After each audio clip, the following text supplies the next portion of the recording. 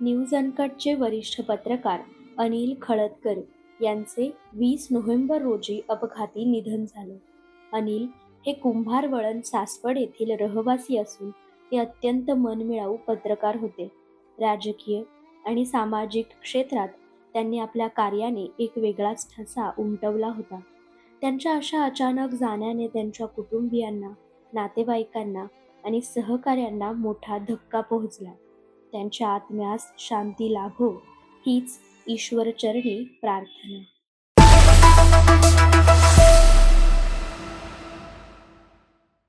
नमस्कार, मी साक्षी पांचाळ न्यूज अनकटच्या बातमीपत्रात तुम्हा सर्वांचं स्वागत करते.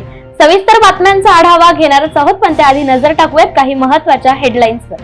विधानसभेच्या निकालानंतर शरद पवार महायुती सोबत येऊ शकतात, नारायण राणेंचा खळबळजनक दावा. वंचितचे 50 ते 60 उमेदवार निवडून आले तर त्यांच्यासोबत युतीचा विचार करू, संजय राऊतांचं विधान. राज्याच्या चाव्या शरद पवारांच्या हाती, जितेंद्र आव्हाडांचा दावा. आणि राज्यात मुख्यमंत्री पदासाठी संघर्ष, अजित पवारांचे भावी मुख्यमंत्री म्हणून लागले पोस्टर. आता पाहूयात सविस्तर वृत्त. राज्यातील विधानसभा निवडणुकीचा निकाल जाहीर होण्यासाठी अवघे काही तासच शिल्लक असताना एक मोठी बातमी समोर आली आहे. विधानसभा निवडणुकीच्या बहुतांश एक्झिट पोल्सच्या अंदाजानुसार राज्यात महायुतीची सत्ता स्थापन होईल असे संकेत मिळत आहेत. त्यामुळे शरद पवार हे निकालानंतर राज्याच्या हिताचा निर्णय घेत आघाडीची साथ सोडून महायुती सोबत हात मिळवणी करू शकतात, असा खळबळजनक दावा भाजपचे खासदार नारायण राणे यांनी यावेळेस केलाय. सरकार स्थापन करू शकणाऱ्यांसोबत आम्ही जाणार असल्याचे संकेत वंचित बहुजन आघाडीचे अध्यक्ष प्रकाश आंबेडकर यांनी दिले होते. यावरून शिवसेना ठाकरे गटाचे खासदार संजय राऊत यांनी प्रकाश आंबेडकर यांना टोला लगावला असून वंचितचे 50 ते 60 उमेदवार निवडून आले तर त्यांच्यासोबत आम्ही युतीचा विचार करू, असं संजय राऊत यांनी म्हटलंय. राज्याच्या चाव्या शरद पवार यांच्या हाती असतील असं वक्तव्य आमदार जितेंद्र आव्हाड यांनी केलंय. महाविकास आघाडीच्या 160 पेक्षा जास्त जागा निवडून येणार आहेत, त्यामुळे अपक्ष आमच्याकडेच येणार असल्याचं सांगत आव्हाड यांनी आम्हाला मुख्यमंत्री ठरवायला दिल्लीवारी करायला लागणार नसल्याचं सांगितलंय. विधानसभा निवडणुकीच्या निकालाच्या एक दिवसाआधीच महाराष्ट्रात नव्या मुख्यमंत्रीबाबतच्या दबावाचं राजकारण सुरू झालंय. राष्ट्रवादी काँग्रेसच्या अजित पवार गटाचे प्रमुख अजित पवार यांना भावी मुख्यमंत्री म्हणत पुणे आणि बारामतीत पोस्टर लावण्यात आले, तर दुसरीकडे महाविकास आघाडीच्या छावणीत मुख्यमंत्रीबाबत खडाजंगी सुरू असून काँग्रेस नेते नाना पटोले यांनी महाराष्ट्रात काँग्रेसच्या नेतृत्वाखाली महाविकास आघाडीचं सरकार स्थापन होण्याचा दावा केलाय. बातमीपत्रात वेळ झाली छोट्याशा विश्रांतीची. लगेचच परत येऊ. पाहत रहा न्यूज अनकट. ऐतिहासिक वारसा लाभलेला मराठ मुलूक महाराष्ट्र.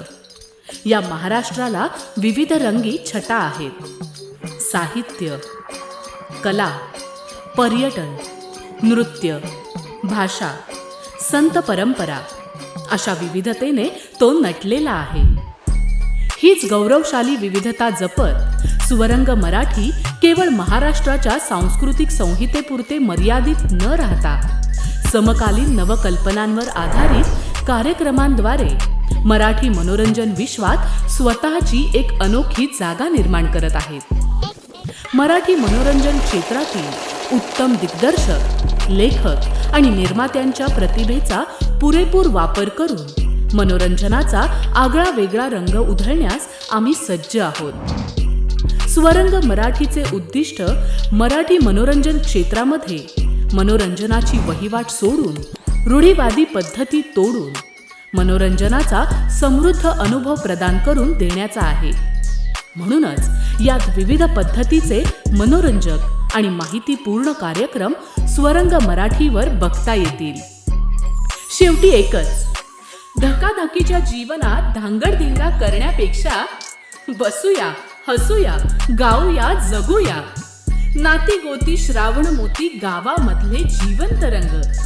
नाती गोती श्रावण मोती गावामधले जीवंत रंग. चला जोडूया, चला पाहूया, जशी संस्कृती तसा स्वरंग.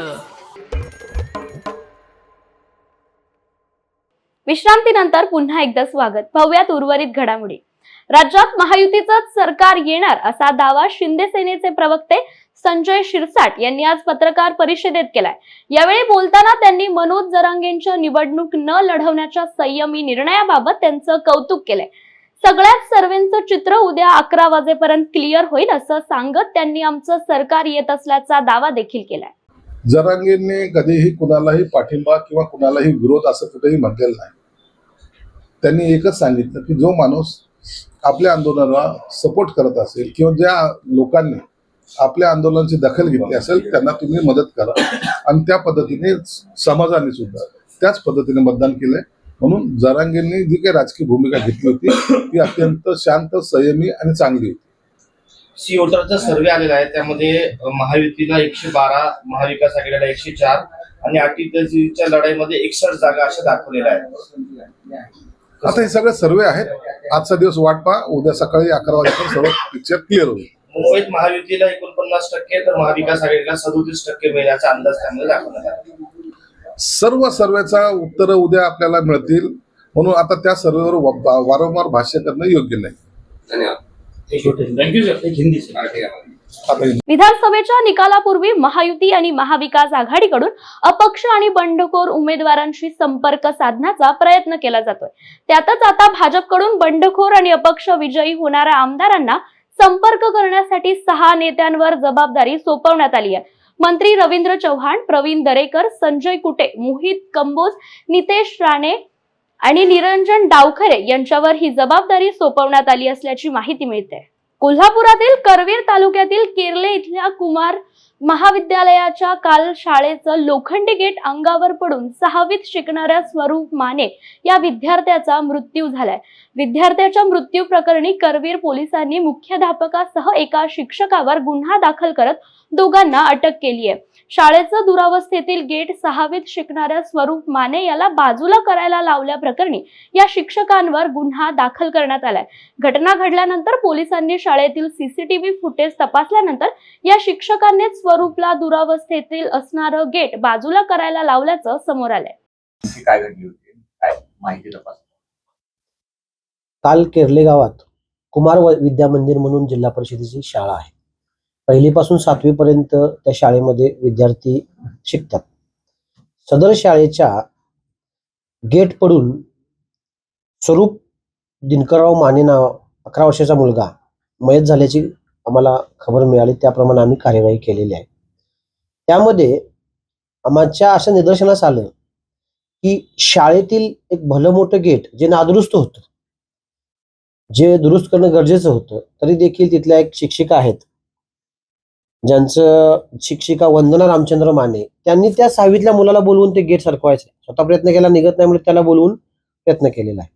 त्याच दरम्यान तो अपघात घडलेला आहे. त्या मुलाच्या अंगावर गेट पडले, त्या मुलग्याचा त्यात मृत्यू झालेला आहे. तर सदर शिक्षिका आणि मुख्याध्यापक कृष्णा शामराव माने या दोघांना आरोपी करून आम्ही काल निष्काळजीपणाचा गुन्हा दाखल केलेला आहे. दोन्ही आरोपींना अटक केलेली आहे. बातमीपत्रात वेळ झाली छोट्याशा विश्रांतीची. लगेचच परत येऊ. पाहत रहा न्यूज अनकट. ऐतिहासिक वारसा लाभलेला मराठ मुलूक महाराष्ट्र. या महाराष्ट्राला विविध रंगी छटा आहेत. साहित्य, कला, पर्यटन, नृत्य, भाषा, संत परंपरा अशा विविधतेने तो नटलेला आहे. हीच गौरवशाली विविधता जपत स्वरंग मराठी केवळ महाराष्ट्राच्या सांस्कृतिक संहितेपुरते मर्यादित न राहता समकालीन नवकल्पनांवर आधारित कार्यक्रमांद्वारे मराठी मनोरंजन विश्वात स्वतःची एक अनोखी जागा निर्माण करत आहेत. मराठी मनोरंजन क्षेत्रातील उत्तम दिग्दर्शक, लेखक आणि निर्मात्यांच्या प्रतिभेचा पुरेपूर वापर करून मनोरंजनाचा आगळा वेगळा रंग उधळण्यास आम्ही सज्ज आहोत. स्वरंग मराठीचे उद्दिष्ट मराठी मनोरंजन क्षेत्रामध्ये मनोरंजनाची वहिवाट सोडून, रूढीवादी पद्धती तोडून मनोरंजनाचा समृद्ध अनुभव प्रदान करून देण्याचा आहे. म्हणूनच यात विविध पद्धतीचे मनोरंजक आणि माहितीपूर्ण कार्यक्रम स्वरंग मराठीवर बघता येतील. शेवटी एकच, धकाधकीच्या जीवनात धांगडधिंगा करण्यापेक्षा बसूया, हसूया, गाऊया, जगूया. नाती गोती श्रावण मोती गावामधले जीवंत रंग. नाती गोती श्रावण मोती गावामधले जीवंत रंग. चला जोडूया, चला पाहूया, जशी संस्कृती तसा स्वरंग. विश्रांतीनंतर पुन्हा एकदा स्वागत. पाहूयात उर्वरित घडामोडी. धुळ्याच्या शिरपूरमध्ये राहणाऱ्या भगवान सिंग जाधव यांना दुर्धर आजाराने जखडल्याने त्यांच्यावर धुळ्यातील खासगी रुग्णालयात उपचार सुरू होते. डॉक्टरांनी 21 तारखेला त्यांनी उपचारासाठी प्रतिसाद देणं बंद केल्याचं सांगून घरी घेऊन जाण्याचा सल्ला दिला. यावेळी त्यांच्या नातेवाईकांचा गैरसमज झाल्याने त्यांनी भगवान सिंग यांना मृत समजून अंत्ययात्रेची तयारीला सुरुवात केली. मात्र काही काळानंतरच हालचाल सुरू केल्याने भगवान सिंग यांना शिरपूर येथील रुग्णालयात परत उपचार देण्यात आलं असून सध्या त्यांची प्रकृती स्थिर आहे. मृत व्यक्ती पुन्हा एकदा जिवंत झाल्याची बातमी आजूबाजूच्या परिसरात पसरल्याने याची सगळीकडे चर्चा होताना दिसते.